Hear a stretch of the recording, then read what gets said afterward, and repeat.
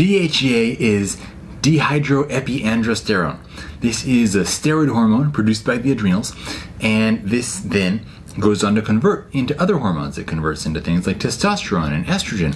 So if your DHEA is low, that's probably not the only thing that's low. If that's low, you probably got quite a few other things that are not at the levels you'd really want them to be. So this is something that naturally begins to decline in the mid to late 20s. And it's also important to note that DHEA has a powerful effect on the mitochondria. So more DHEA within a healthy range is going to mean more healthy mitochondrial function. And this is part of the reason why you see DHEA used in fertility treatments, because it has an anti-aging effect on the ovarian environment is what's suspected there. Now, this is anti-aging in many ways, and I think a lot of this comes because of the way that it affects the mitochondria, but some of the anti-aging effects that are seen is that it helps with wrinkles, it improves energy, helps with memory, reduces body fat, improves libido, so lots of stuff gets better when your mitochondria gets better, and the DHEA can help in that department. And there's also other benefits. It helps with autoimmunity, it helps with depression, and it's also critical to bone metabolism. So there's a lot that DHEA is, one can say responsible for or has a hand in improving and optimizing. Now, what is the main building block for making DHEA? Cholesterol. You know what you don't get any of on a vegan diet? Cholesterol. So I am not here to tell you what ethical construct to build your diet around.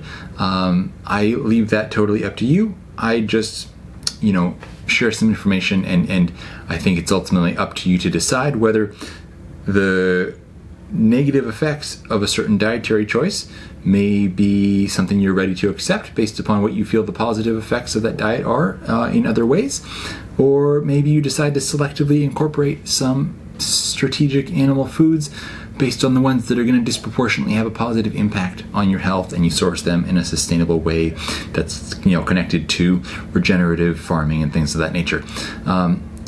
But that's a huge component of it. So it would be wrong of me not to bring that up. Now, there's other factors that can be at play as well.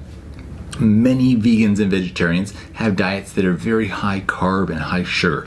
I'm sure you're on a healthier version of a vegan diet than most, but keep in mind that if somebody is having a lot of sugar, a lot of carbs, this is going to cause blood sugar imbalances, and when you have elevated insulin, this results in decreased production of DHEA in the adrenals. So that could potentially be a factor as well.